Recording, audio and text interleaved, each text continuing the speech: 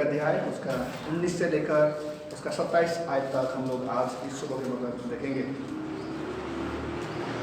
और मैं चाहता हूँ कि जब प्रभु के वचन को जब पढ़ा जाता है तो कलीसिया उसके आदर के लिए अपने स्थान में खड़ी हो जाती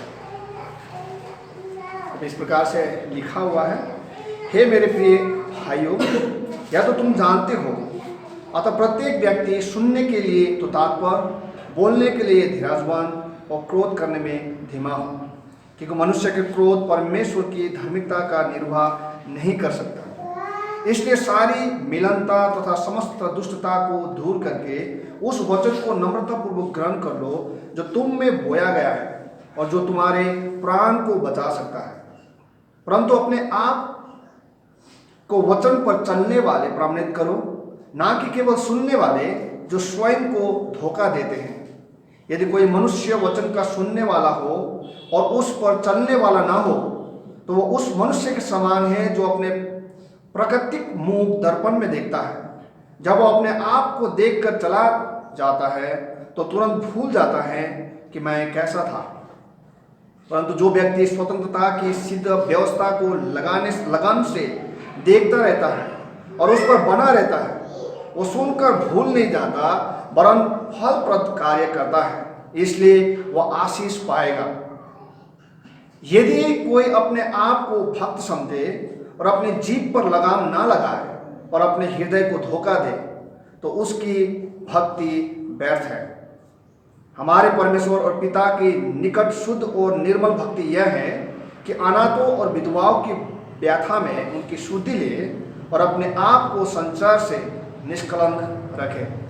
आइए हम लोग प्रार्थना करें। प्रभु जी, हम आपके सम्मुख आपके लोगों के साथ आपके वचन को खोल के पढ़ने के बाद जब प्रभु आपके वचन को सुनने जा रहे हैं, तो प्रभु जी हम आपसे इस बात के लिए गुहार करते हुए प्रार्थना करते हैं कि प्रभु हम सिर्फ और सिर्फ व्यवहारिक रूप से बोलने वाला नहीं, परंतु हमारे जीवन के चाल चलन में वो सारी बातें दिखने वाला बन सके।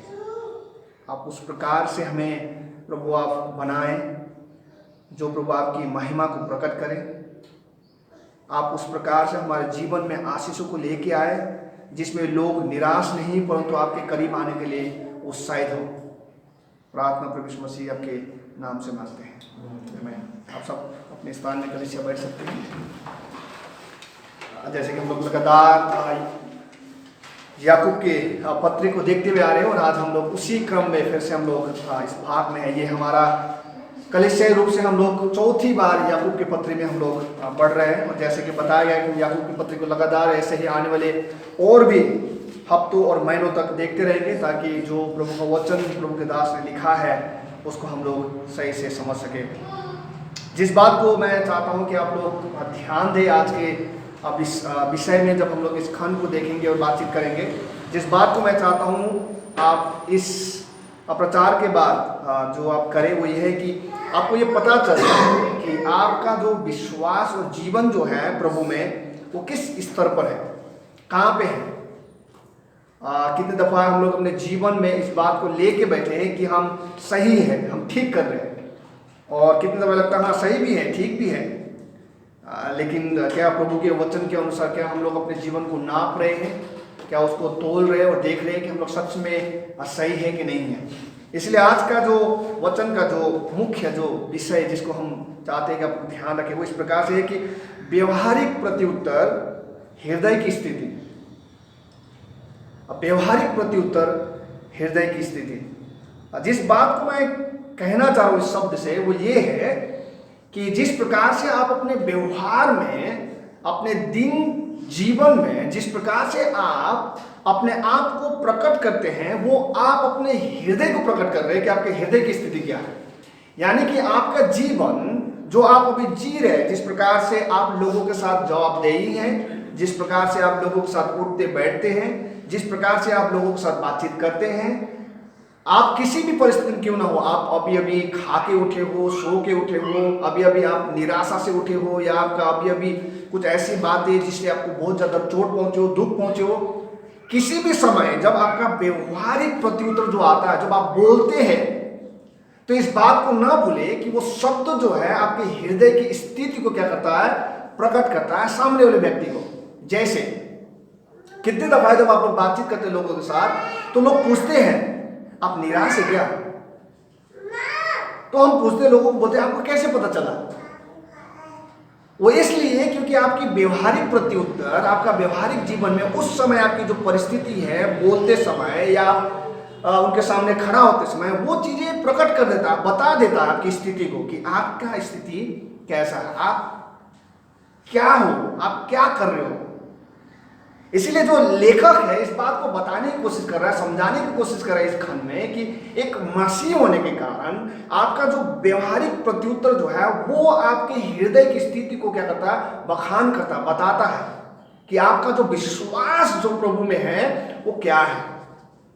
आप बोलते हैं ठीक है, लेकिन आपके जो जीवन का व्यवहारिक जो चाल है वो इस बात को स्पष्ट रूप से क्या कर देता है, बता देता है कि आपका विश्वास मसीह में क्या है, आपका विश्वास की स्थिति मसीह में क्या है। क्यों ये बात बहुत जरूरी है, इस बात को आप ध्यान रखिएगा और लिख के रखिएगा कहीं पे आप।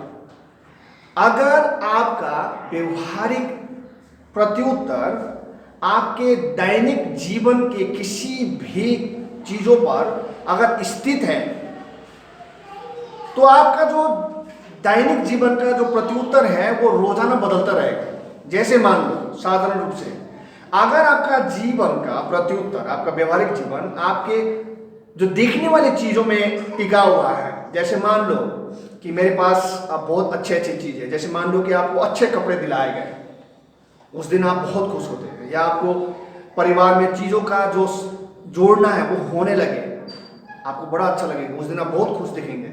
या कोई ऐसी चीज आपके सैलरी में वृद्धि हो, आप बहुत अधिक खुश दिखेंगे। या आपके परिवार में किसी बालक का जन्म हो, आपके जो जीवन है वो खुश होंगे। लेकिन इस बात को याद रखिएगा, ये सारे जो खुशी है जो आपको प्रदान कर रहा है वो अस्थाई नहीं है, अस्थाई है, कुछ समय के लिए।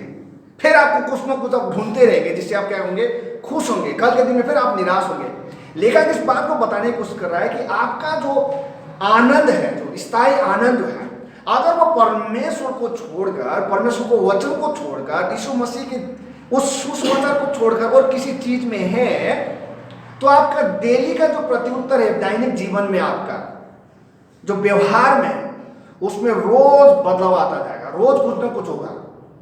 लेकिन अगर आपका सोच जहां से ये आना चाहिए वो अगर प्रभु यीशु मसीह है तो आपका व्यवहार में परिवर्तन नहीं आएगा। हुआ क्या है यहाँ पे, सबसे पहले बात ये समझना जरूरी है। जिस लोगों को ये वचन जो लिख रहा है, विशेष करके वो उन लोगों के लिए है लिख रहा है जो प्रभु यीशु मसीह के सुसमाचार को सुनाने के खातिर, या प्रभु यीशु मसीह में विश्वास करने के खातिर, या प्रभु यीशु मसीह के कलीसिया में जाकर संगति करने के खातिर, या यीशु मसीह के बारे में स्पष्ट रूप से लोगों को बताने के खातिर लोग क्या हो रहा है, सताए जा रहे थे, यानी कि तितर बितर हो रहे थे, उनको भगाया जा रहा था, उनको इधर से उधर किया जा रहा था।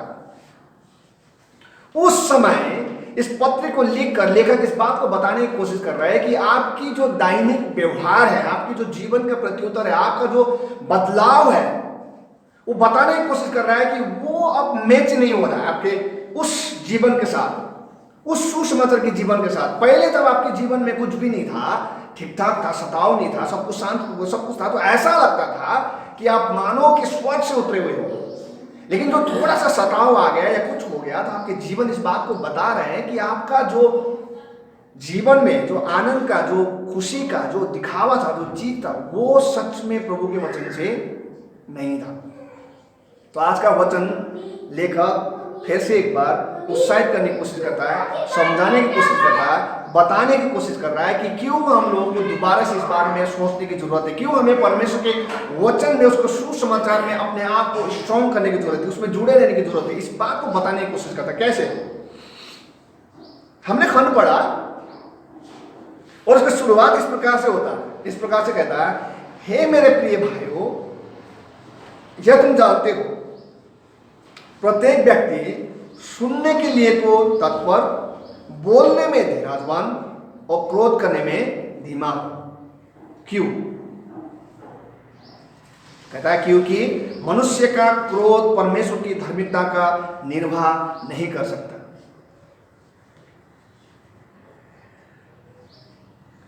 बड़ा स्ट्रॉन्ग शब्द है, बहुत ही हिला देने वाला शब्द है मनुष्य के लिए, हम लोग के लिए, विशेष करके व्यक्तिगत जीवन में। वो इस बात को सवाल है, कितनी दफा हम लोग बोलते हैं क्रोध जरूरी है, क्रोध करना जरूरी पड़ता है, मिनिस्ट्री के लिए भी बहुत जरूरी है। अगर आप गुस्सा नहीं दिखाएंगे तो लोग आपको दबाने लगते हैं। वो कहते हैं कि ऐसा लगता है जैसे हम लोग है ही नहीं, मसीह को क्या समझा है। वचन कहता है नहीं नहीं नहीं नहीं, ये चीज़ है ही नहीं, ये चीज़ है ही नहीं, सवाल ही नहीं उठता ऐसा। कहने मतलब है कि वो इस बात को बताने की कोशिश करे, ध्यान से सुनिएगा। वो कह रहा है कि क्रोध वचन के रोपक नहीं हो सकता। जो क्रोध है वो वचन के बीज को रोप ही नहीं सकता किसी के जीवन में।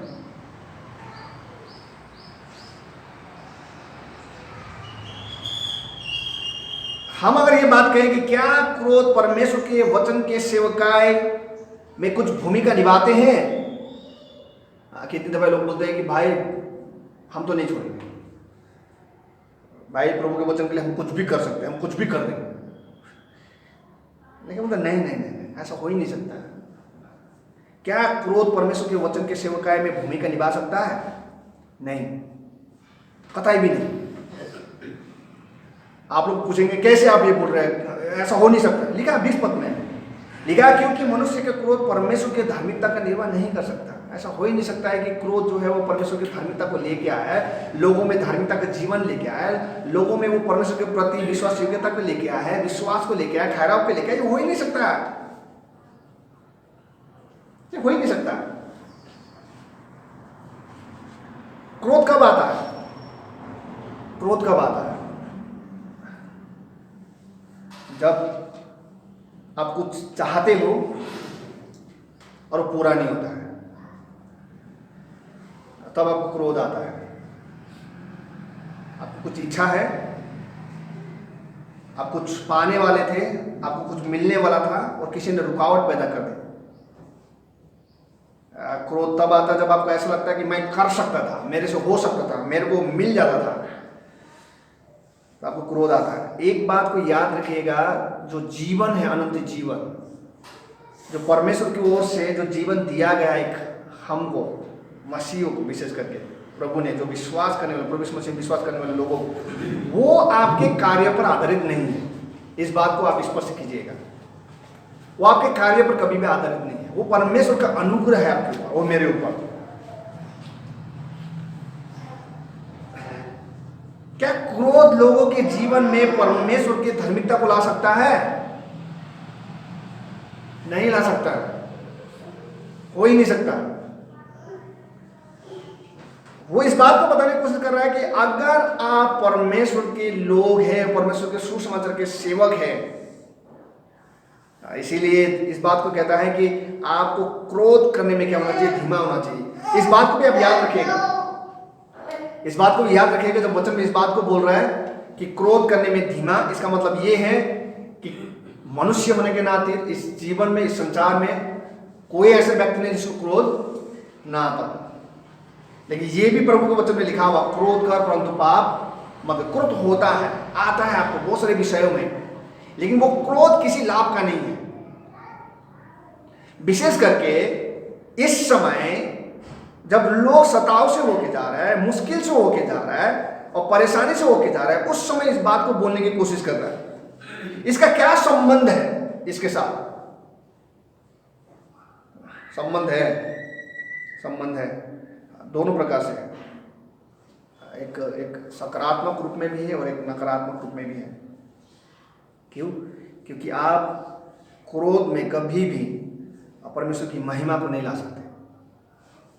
इसलिए इस बात को बताने की कोशिश कर रहा है कि हे भाइयों, प्रत्येक व्यक्ति सुनने में तत्पर, बोलने में धीरजवान। मतलब क्या क्या कहने की कोशिश कर रहा है? वो इस बात को बोल रहा है कि आपकी परिस्थिति क्या है इस समय, आप किस प्रकार के कठिनाइयों से होके जा रहे हैं, किस प्रकार के आपके साथ व्यवहार किया जा रहा है, वो सारे चीज को आपको साइड कर आपको एक दास के रूप में, एक प्रभु के सेवक के रूप में, एक प्रभु के घर में आने वाले लोग कलीसिया के भाग होने के कारण आपको सुनना पड़ेगा। आपको पूरा पूरा क्या करना पड़ेगा? सुनना पड़ेगा। आपको समझना पड़ेगा पूरा पूरा। यानी कि जब कोई बोलते हैं आपसे कुछ भी चीजें, इससे पहले कि आप उनको जवाब दें, इससे पहले कि आप उनको अपने क्रोध से कुछ कर दें, बोल दें, प्रभु दास इस बात को बोलते हैं कि आपको क्या करना है? सुनना है, पूरा सुनना है। और बोलने में क्या होना है? धीरजवान। जब आपके जवाब निकले आपके मुंह से, जब आप कुछ बोले, उनको प्रत्युत्तर दे, तो आपके प्रत्युत्तर में क्या दिखना चाहिए?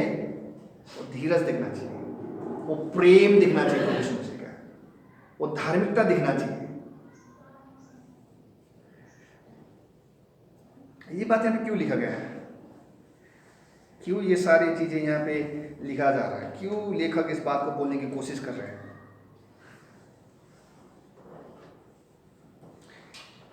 आप इस बात को मत भूलिएगा कि ये सारी घटनाएं उनके साथ हुआ था जो वहीं के बासिंदा लोग थे। जैसे जो ये तितर बितर हुए हुए लोग हैं, ये कहीं और से नहीं आते। ये लोग अपने ही घरों में, अपने ही शहरों में, अपने ही परिवार में, अपने ही समाज में विरोध को सह रहे थे। इनको पीड़ा दे रहा था, इनको कोस रहे थे लोग,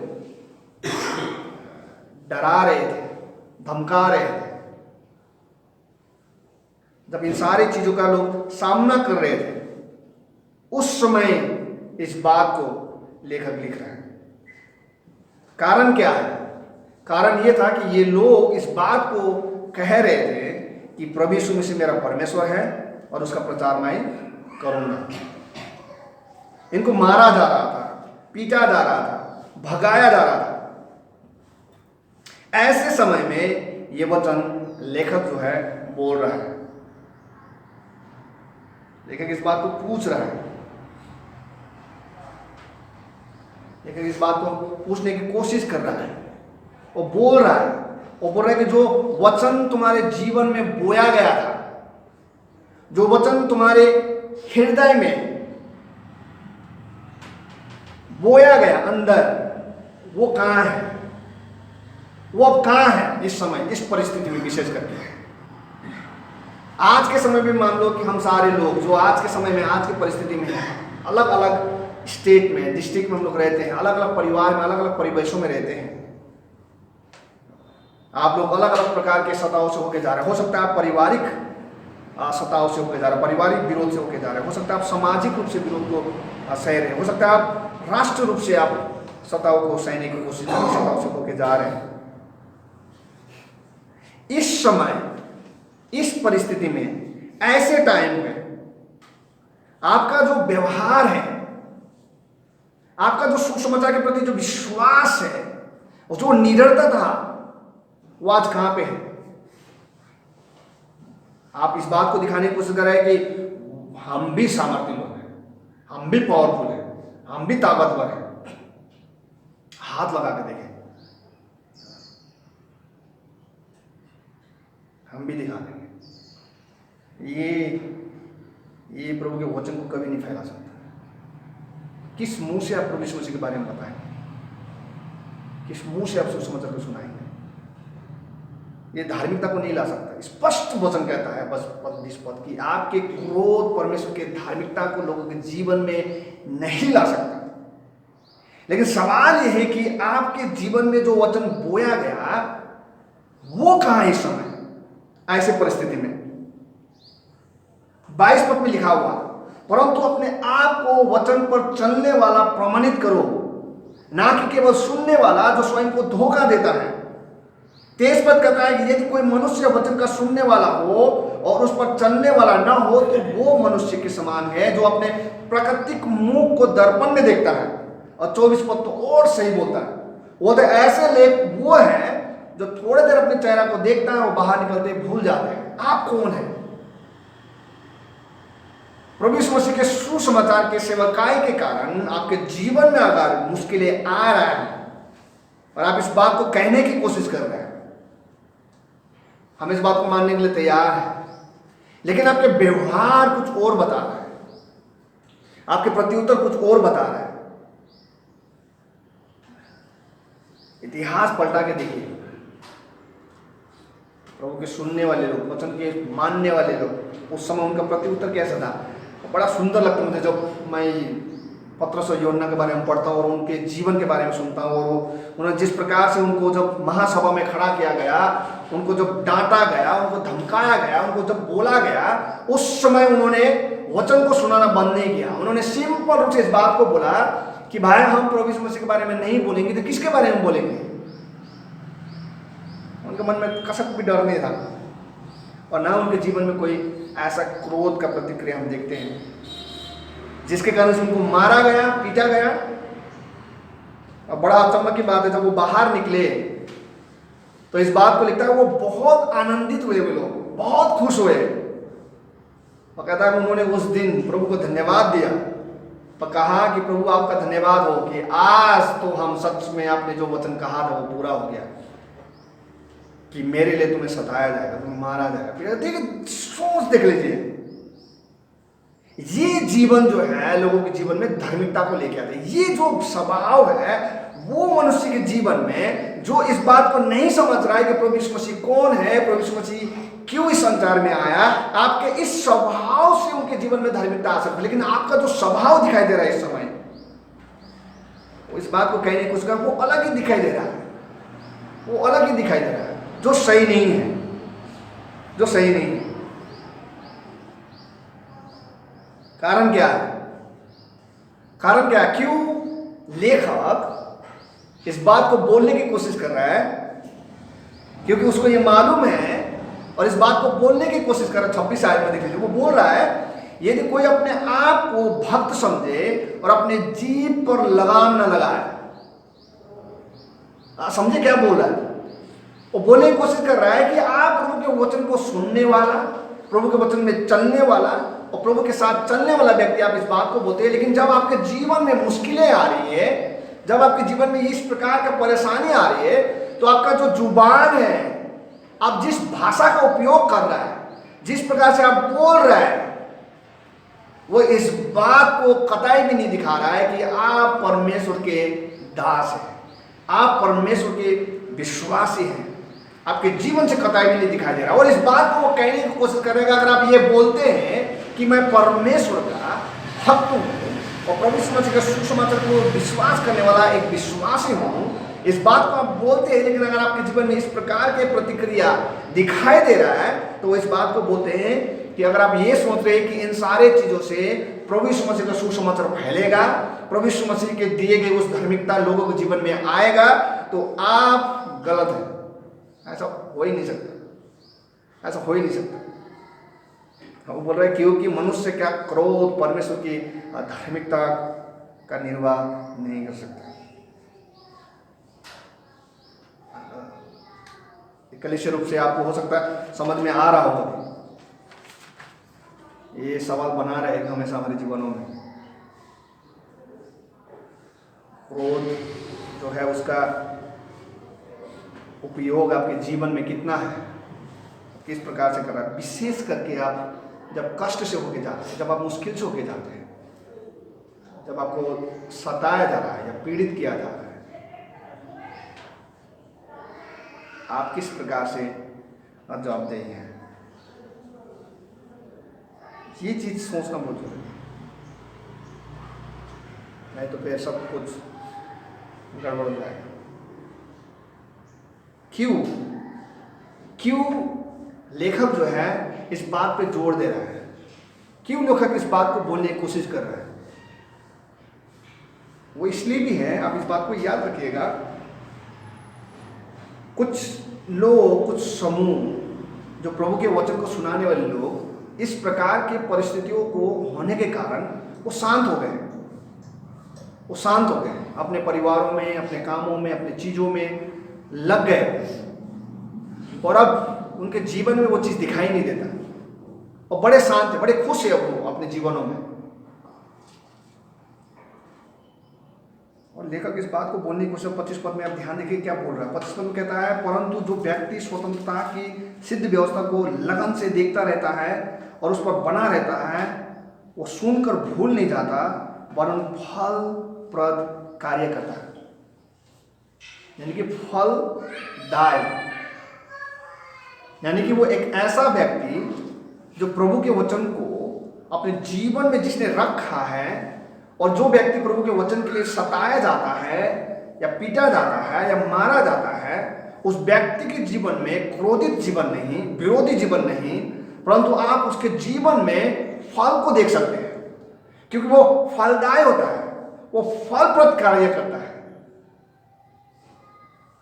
इधर उधर का काम नहीं करता हूं। आपको मालूम है कि इतिहास को याद कीजिए। इतिहास इस प्रकार से है कि जब इजरायलियों को जब छोड़ा गया और उनको कहा गया कि यरूशलेम में जाकर यरूशलेम के मंदिर को पुनः निर्माण करना है, और जब एजरा के साथ वो लोग निकले मंदिर का निर्माण करने के लिए और परमेश्वर के भवन को बनाने के लिए, तो जब वो परमेश्वर के भवन को बनाने के लिए निकले, इस बात को याद कीजिएगा, और जब वो बनाना शुरू किया, उनको जब सताव का सामना करना पड़ा, मुश्किलें जब आई, जब उनको धमकी दिखाया गया, मारा गया, पीटा गया, विरोध हुआ, राजा का फरमान निकला कि आप नहीं कर सकते, लोगों ने उस समय क्या किया? उन लोगों ने ये किया कि भाई अब तो ये समय है कि हम आराम करें, चुप रहें, अपने घरों को बनाएं, अपने जगह को बनाएं, प्रॉपर्टी को बनाएं, बहुत सारी चीज़ों को उन्होंने बनाना शुरू कर दिया।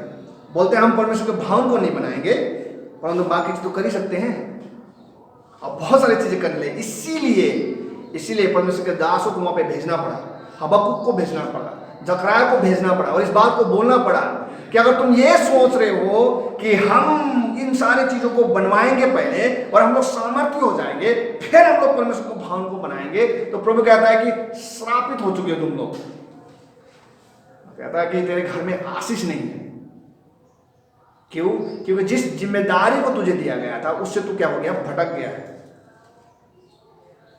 बड़ा सुंदर है, लोगों को समझाया गया, उन लोगों की आंखें खुली और फिर उन्होंने परमेश्वर के भवन को निडर हो गए उस राजा के उस आज्ञा के विरुद्ध जाकर बनाना शुरू किया। और एक समय आया जब परमेश्वर ने उनकी आंखों को खोली और देखा कि ये आज्ञा जो निकाला गया है वो गलत है, लेकिन बहुत मुश्किल से आप और हम इस परिस्थिति में, इस समय जब प्रभु के वचन को के विरोध में जब लोग उठते हैं, तो इसका मतलब यह है कि अब ये समय आ गया कि परमेश्वर के वचन को सुनाया जाए। खलबली हो रखी है, ये समय है। हम लोग क्या कर रहे हैं इस समय? आप व्यक्तिगत रूप से जान सकते हैं, अगर आप प्रभु के दास से आप कलीसिया में हैं तो आप क्या करते हैं जब घर से बाहर निकलते हैं, लोगों से मिलते हैं? क्या इस परिचय को आप देते हैं कि हम सुसमाचार के सेवक हैं, प्रभु यीशु मसीह के वचन को बोलने वाले व्यक्ति हैं और प्रभु के वचन को लेकर मैं चाहता हूँ और सुसमाचार को सुनाता हूँ और खाता भी हूँ तो मैं सुसमाचार से खाता हूँ? या जोर कर रहे हैं? आपके जीवन से फल देखना चाहिए, क्योंकि इस बात को लेकर कहने की कोशिश कर रहा है। अब ध्यान दीजिएगा, वो कहता है कि वचन काफी है प्राण के रक्षा के लिए।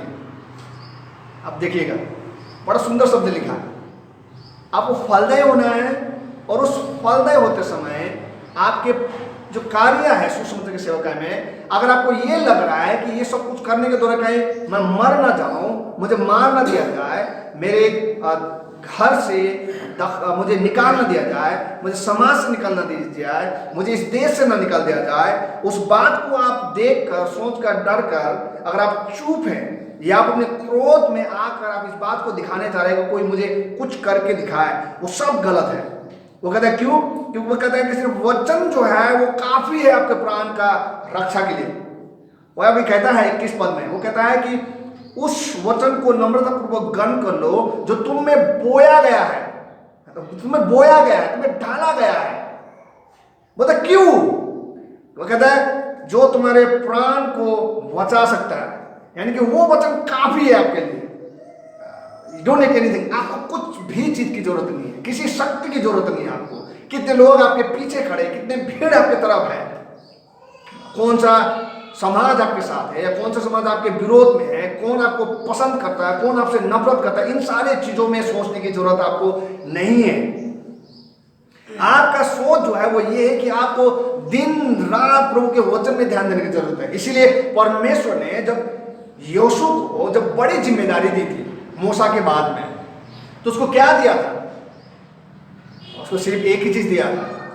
परमेश्वर ने ये कहा था, मैं तुझे प्रॉपर्टी दूंगा, तुझे धन दूंगा, तुझे ये करूंगा, इतने लोग तेरे, नहीं, कुछ नहीं बोला था। यीशु को बोला था एक चीज याद रखना, एक चीज याद रखना, जो व्यवस्था तुझे दिया गया है, जो व्यवस्था तेरे हाथ में मूसा छोड़ के गया है, जो वचन जो मैंने लिखे थे और मैंने मूसा को दिया था और मूसा के द्वारा तुझे मिला है, तेरा काम सिर्फ इतना है कि दिन रात उसमें ध्यान दिए रहना, उसे ना तो बाएं देखना ना तो दाएं देखना, एक इधर उधर मत करना। मतलब क्यों? मतलब क्योंकि इसी में तेरी क्या है?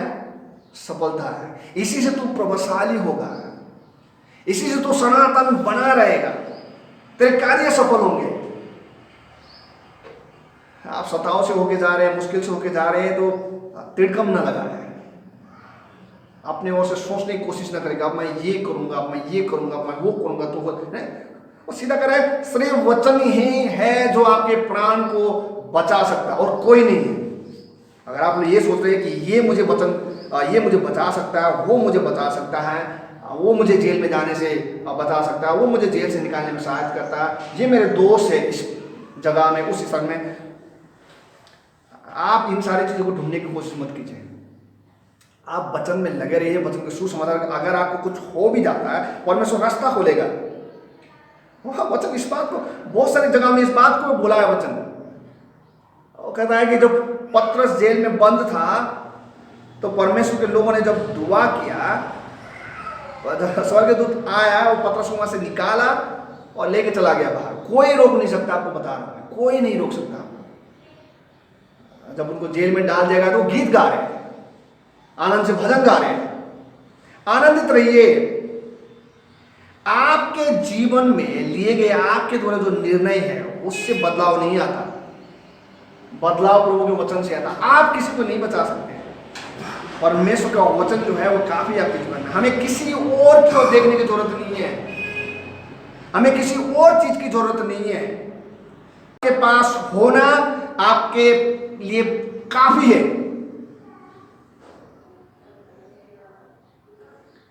लेकिन इस बात को ही नहीं, परंतु लेखक इस बात को बोलने की कोशिश कर रहा है। वो ये बोल रहा है कि आपके जीवन के कार्य और आपके निर्णय में जो झलक रहा है वो कुछ और है, वो कुछ और है।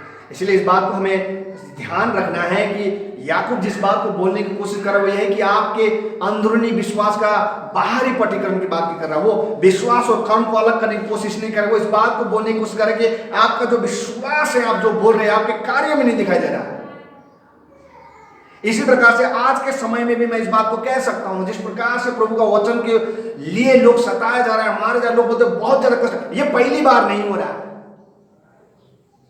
ये पहली बार नहीं हो रहा है। यीशु मसीह आने से पहले भी ये चीज हो रहा था, और यीशु मसीह आने के समय में ये चीज हुआ, और यीशु मसीह जाने के बाद भी ये चीज हुआ, और जब तक यीशु मसीह नहीं आएगा तब तक ये चलता रहेगा।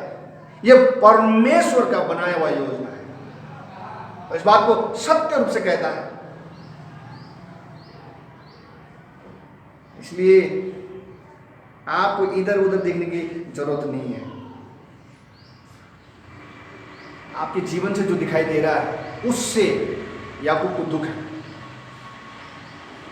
इस बात को कहने की कोशिश करके आपके कार्य और आपका विश्वास मैच नहीं कर रहा है इस समय।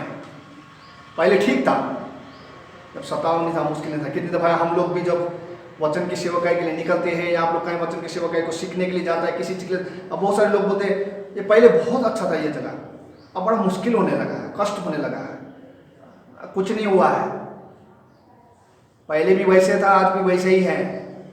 आपका विश्वास में खोट आ गया है, आपके विश्वास में बदलाव आ गया है। आपके सोच में बदलाव आ गया है, जो आपके दर्शन थे उसमें बदलाव आ गया है। कभी आप स्वयं अपने शब्द को बैठकर सोचिए कि आप पहले कैसे बोलते थे और आज आप कैसे बोलते हैं। आपका विश्वास जो है वो प्रभु के वचन में है या लोगों में आ चुका है? आप कहाँ हैं?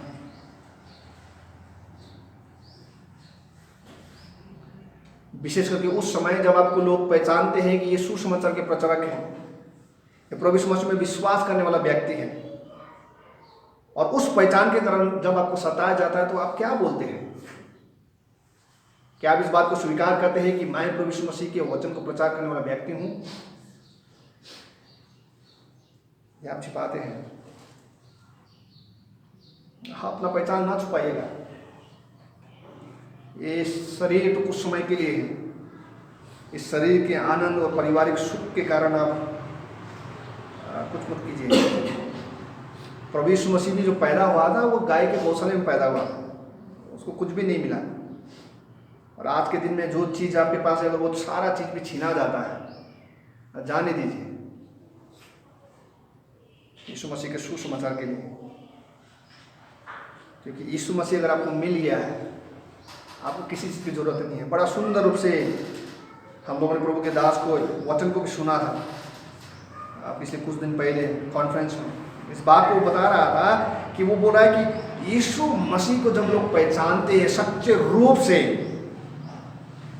मोती के समान है, बोलते सब कुछ बेचकर उसने वो खरीद लिया।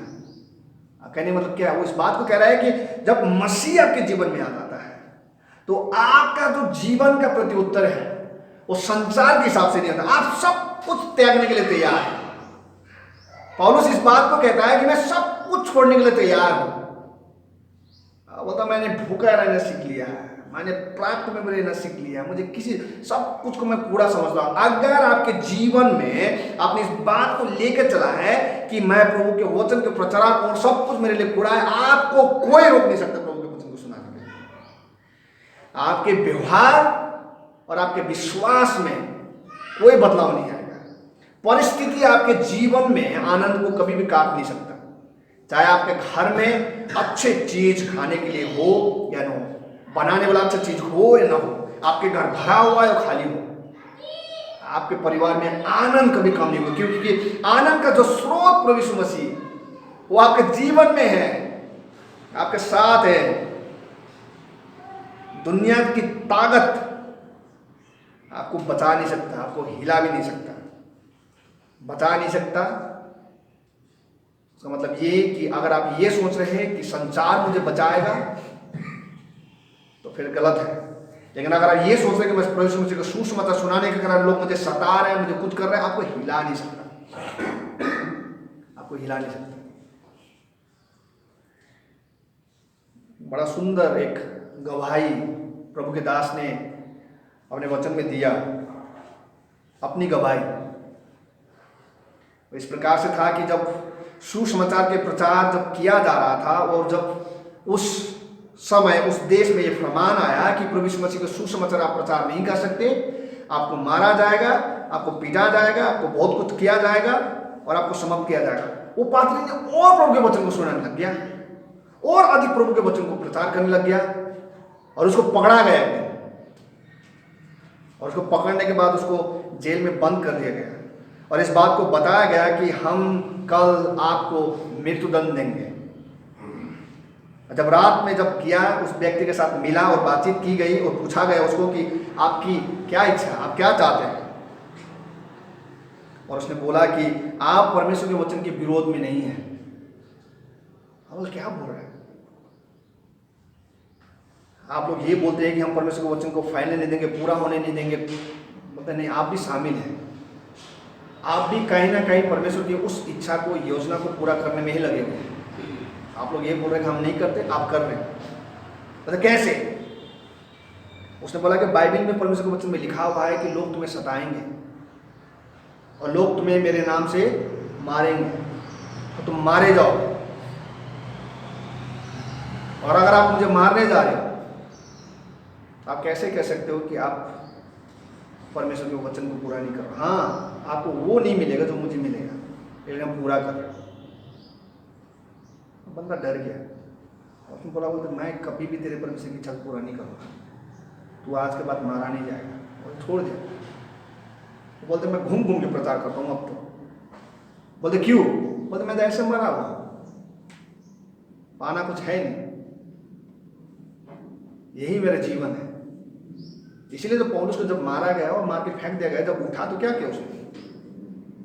और फिर से प्रचार करना शुरू किया। आप हम कहाँ हैं इस समय, इस परिस्थिति में? प्राण को सिर्फ परमेश्वर बचा सकता है। अपने आप को धोखा मत दीजिए इस बात को लेकर कि आप परमेश्वर के वचन में चलते हैं, लेकिन आपके जीवन का जो कार्य है वो अलग हो चुका है। सुनने वाला मत बनिए या सिर्फ सुनाने वाला मत बनिए। बात सुनने और सुनाने की यहां पे नहीं हो रहा है, बात जीवन के व्यवहारिक स्वभाव की बातचीत हो रहा है, जो एक दिन का नहीं है, प्रतिदिन, हर एक समय। आपका क्रोध कैसा है? मैं कितने दफे लोगों को क्रोध को देखता हूं, मैं कितने दफे लोगों को क्रोध करना भी नहीं आता, कहां पे करना है, किसके सम्मुख करना, कैसे करना, मुझे समझ में नहीं आता। और मैं हंसता हूं कितने दफा है लोगों को क्रोध को देखकर। अच्छा है, तुम कहते ऐसा नहीं हो सकता। आपको प्रतिदिन, हर दिन इस बात को नहीं कर सकता आज सिर्फ मुझे हो रहा है, ऐसा नहीं हो सकता। आपका स्रोत प्रभु यीशु मसीह है, तो आपके जीवन में वो बदलाव कभी नहीं आएगा। देखा कि इस बात को बोलने की कोशिश कर रहा है, उनको उत्साहित करने की कोशिश कर रहा है, उनको बोलने की कोशिश कर रहा है कि अब कहाँ हो तुम लोग? कहाँ है वो यीशु मसीह का बीज जो तुम्हारे जीवन में बोया गया था, जो तुम्हारे प्राण को बचा सकता है? अब कहां पे वो विश्वास है तुम्हारा और आपका इस समय? आप किसके सुनते हैं इस समय? आप किससे डरे हुए हैं? किसके भय आपके जीवन में छिपा हुआ है? आपकी चिंता क्या है जो आपको सुसमाचार के वचन के प्रचार के लिए रोक रहा है? ऐसा क्या चीज है जिसके कारण आप क्रोधित हो रहा है? आपके जीव जो है वो बेकार की बातें बोल रहा है। जो वचन बोलना था उस वचन को न बोलकर आप वचन में मिलावट की कोशिश कर रहे हैं। ये सही नहीं है। जो वचन कहता है उस बात को बोलने का आप साहस रखें, क्योंकि परमेश्वर का वचन ही आपको बचा सकता है। आप ये बात ना भूले कि आपकी जो जिम्मेवारी है वो परमेश्वर के वचन को प्रचार करने का है, परमेश्वर के वचन को जीने का है, परमेश्वर के वचन को लेके चलने का है। आप उससे अधिक नहीं कर सकते और उससे कम भी नहीं कर सकते। अगर आप ये सोच रहे कि मैं परमेश्वर के वचन को बचाने वाला लोग हूं, तो होने वाली बात नहीं है। आपका जो काम है आप वो करें, आपका जो काम प्रभु ने आपको दिया वो आप करें। और यह है कि हम वचन को जिए और उसको लेके चले, उसको लेके चले। आपकी जीवन की व्यवहारिक प्रतिक्रिया आपकी हृदय की स्थिति को बताता है।